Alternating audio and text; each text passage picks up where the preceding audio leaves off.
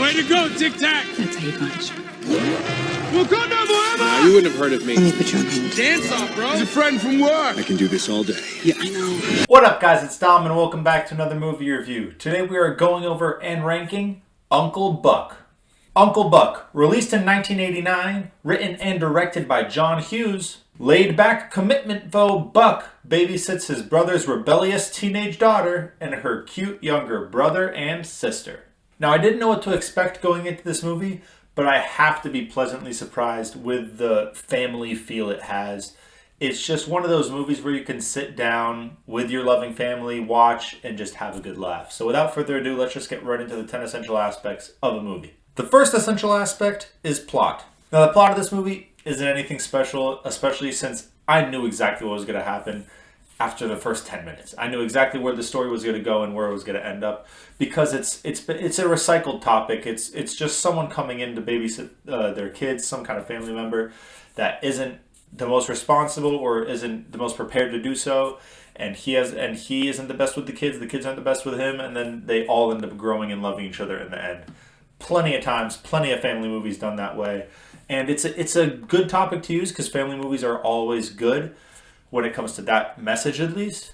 But otherwise, since it's not anything new, it's not anything special, it's not anything exciting, so I can't really give it points for that. The second essential aspect is attraction. Now, this is where the movie put all its chips on the table for. It was made to literally be entertaining or attractive in that way, at least with comedy, because it's a pure comedy. That's the only genre that this movie has. And that's why it was kind of disappointing with the type of comedy they did, because I'm sure it's great for some people, but not for everyone. It's very cartoony. And I'm not talking about slapstick comedy. I'm talking about like cartoony, like sound effects and just over-exaggerated things happening, and the stuff that you would see in a cartoon, like in an animation, not necessarily in a live action. And it's not always bad. There was a lot of funny parts in this movie, especially the end. The end I probably laughed the most at. But just in general, I feel like that's not the kind of comedy that should have been done. Maybe some slapstick here and that, but I don't think the sound effects that they had were really a necessary part of this movie. Like, overall, funny movie. If that part was removed, it'd be even funnier. I feel like the sound effects pulled me away from it more than pulled me into the comedy.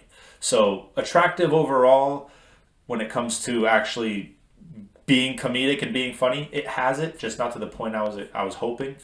And when it came to any concepts or special concepts, I mean, this movie didn't rely on it. It didn't have it. It didn't really need it either. The third essential aspect is theme. Now, I feel like I can't pick a specific message in this movie. I feel like I have to go with the general theme of this movie, which is family.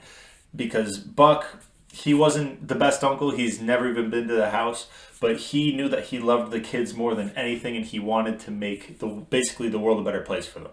And that is a big, big thing that pulled me into this movie a little bit, even though there was some problems that I think it has. That's what kept me in it, because I just love the feeling of good family. I feel like that's the kind of message that they're trying to send to the audience, is that family is family no matter what. No matter what they've been or how they've been, they're your family. They love you, you love them. So just get through these tough times with them, and it will all be better in the end. The fourth essential aspect is dialogue. The dialogue was okay in this movie. I mean, some of the conversations felt real. Some of them felt okay. None really terrible, but none amazing either. The fifth essential aspect is acting.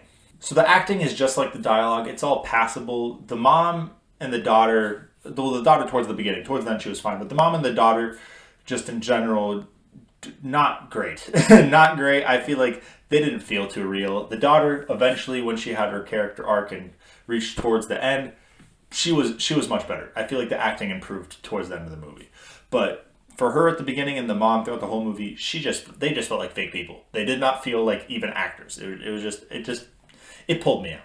But when it came to John Candy, who played Buck, he did an amazing job. Obviously, his name is in the title, so he is the main character. He knows what he's supposed to be doing with his character. It's just supposed to be a funny dude on screen, and he is funny. I mean, just the body language, the faces he makes, just the noises he makes, it doesn't matter. He is always going to be funny no matter what he's doing on screen, even if it's not supposed to be. And I feel like that's a perfect choice for this character, because he is just supposed to be funny old, no responsibilities, Uncle Buck, just to come babysit. And it fit the character well. So I have to say, even if he didn't do a good job acting, he would still be a good choice for the role. And just because he did do good acting, it was a perfect choice. The sixth essential aspect is cinematography. Now, visuals-wise, this movie isn't, again, anything special. Now, it wasn't supposed to be, so I guess I can't really dock it too much, but still, I have to say, it looks okay. It's just there. It's nothing special about it. But when it comes to the actual emotion, I think they do a good job. I was very connected to these characters, even the let's say, just say the daughter. The daughter, who I didn't think did the best acting, just because of the whole family scenario they're in, I was connected to it. And the kids, the younger sister and brother that she had, they were awesome. I loved the connection between them and Uncle Buck, and it made them feel like real kids, which was a good thing because that gave me an emotional connection to those characters, and especially Uncle Buck. I wanted Buck to get over his problems. I wanted him to be a good father figure toward these kids. So when it came to the emotions, they definitely nailed it here. But when it comes to the visuals, I mean, they weren't going for anything, so nothing special, like I said. The seventh essential aspect is editing. Now, this movie is an hour and 40 minutes long. It could have been an hour and a half, but I'm fine with an hour 40. They obviously, they don't want to push it too long because it's just a comedy. It doesn't have much of a story, doesn't have character development. So I'm glad that they kept it shorter. And I have to say, I'm glad that even though they didn't have a big story, they didn't just throw a bunch of stuff on the screen and pray. They actually did pace the movie well. It felt like there was a continuation. So I have to give them applause there because I know some comedies that just don't really care. They just kind of, again, throw stuff on the screen and just hope for the best. And that's not the way to do it. That's not a way to do it even with a normal comedy. I feel like every movie has to at least have a nice structure to it, which this movie definitely did. The eighth essential aspect is soundtrack. Now, the soundtrack is not that memorable. I'm sure it was something good in the 80s with a good 80s vibe, but I watched it a few hours ago. I don't remember it already, so clearly not good enough. The ninth essential aspect is directing. Now, I feel like it's the director's job to take these previous 8 essential aspects, put them together to make a movie that's worth watching. And the director of this movie is John Hughes, and he's previously directed 6 other movies. And they were 16 Candles, The Breakfast Club, Weird Science, Ferris Bueller's Day Off, Planes, Trains, and Automobiles, and She's Having a Baby. And I haven't watched any of the movies besides The Breakfast Club. For those of you that have been watching my channel, I reviewed it earlier this year, so you guys know this. You guys know how I felt about it. I really enjoyed that movie. And honestly, I don't know about any of these other movies if they're comedies. I know The Breakfast Club wasn't. It was more of the message behind the message type thing where it's trying to get a point across, which they succeeded and it's very good for it. But I don't know how much experience this man has with comedy, and to make a full, pure comedy movie that relies heavily on it, I don't know if he would have been the right choice for it. I feel like this movie was funny to a point, but it definitely could have been way funnier, and he had the pieces, he just couldn't really put it together, I guess. So, I mean, The Breakfast Club, congratulations, that was a great movie. I just don't know if you would have been the choice for this one. And the 10th essential aspect is time. So this movie is 35 years old, so it stood some kind of time because I've been recommended this. I've heard of this movie. It's not gone off of the planet. It still exists. So to a point, I have to say it stands the test of time, but not as much as some of these bigger movies that will be remembered forever. I feel like this movie just has lasted the 35 years rather well. Now, on to the reviews. So, Rotten Tomatoes critics gave it a 62%, Rotten Tomatoes audience gave it a 77%, and IMDb gave it a 71%.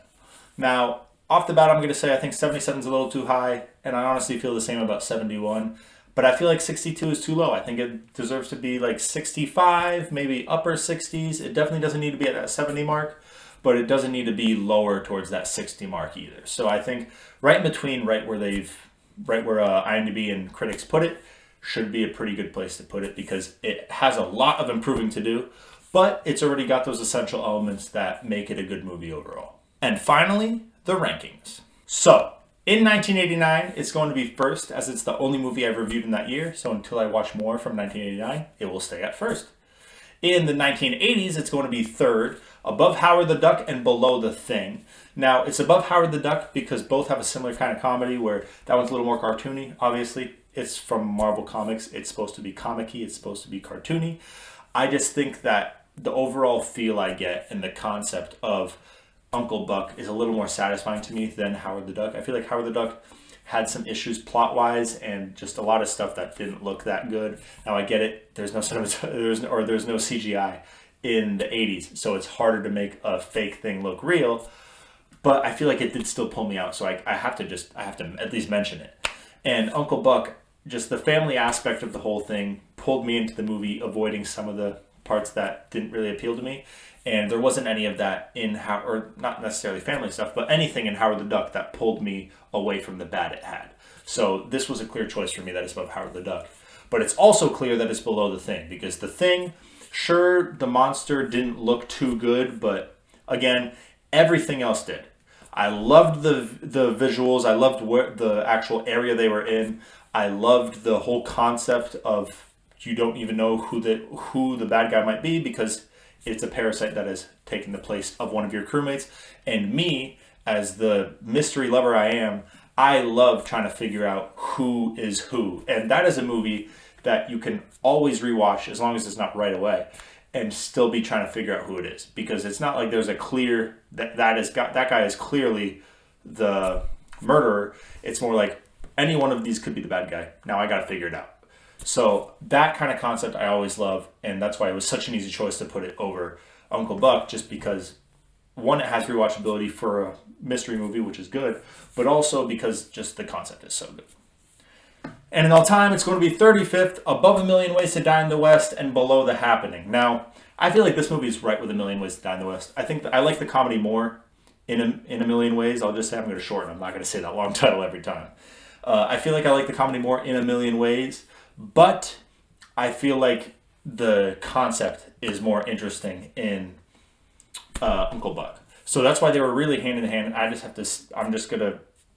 The main reason, sorry, my brain broke for a second. The main reason that I put Uncle Buck above it is just because the concept of a movie and the reason why it's made and the message it puts across is a little bit more important to a movie than how much I laugh. Because laughter, I mean, I laughed a little bit more in A Million Ways to Die, actually probably a lot more in A Million Ways to Die in the West, but that movie had like no concept. It had no like emotional value to me, while I was emotionally attached to every character basically in Uncle Buck. So that's why it was also like very close, but no cigar. And it's below The Happening because the concept in The Happening is very interesting to me. I thought I was on edge the entire movie. I was very interested in seeing what happened. I thought the acting was pretty good as well. There wasn't any terrible acting, but there was more good acting in that than Uncle Buck. I feel like Uncle Buck was all pretty par besides John Candy, but Mark Wahlberg did a really good job as the main in The Happening, which pulled me into it a little more. And just those kind of movies that have to do with a mass world event that isn't really being explained, like The Mist, for example. That movie as well, same thing. It's an unexplained big world event, which is a very interesting topic in my eyes all the time. It pulls me into the movie. I want to figure out what it is. So to me, that was a lot clearer as well. That's all I have for Uncle Buck. If you guys like this review, make sure to leave a like and subscribe, and make sure to comment what movie you want me to review next. Did you guys enjoy this movie? Have you even seen it? I mean, let me know in the comments what you thought of this movie. Am I speaking the truth, or am I kind of just, is my opinion wrong? I don't know. I don't think that any opinion can be wrong, but let me know what you think of the movie in the comments. And if you want to see someone that does the same kind of review style I do, check out my best friend, Mr. Majoritarian. He does the same thing with the rankings, the reviews, and the 10 essential aspects, except he has a different opinion than I do. He also focuses a lot more on the cinematography than I do, thinks that takes a bigger role when it comes to making a movie, which I agree with. But again, movies are meant to entertain, so I focus on that. And I hope you guys have an amazing night. Peace out.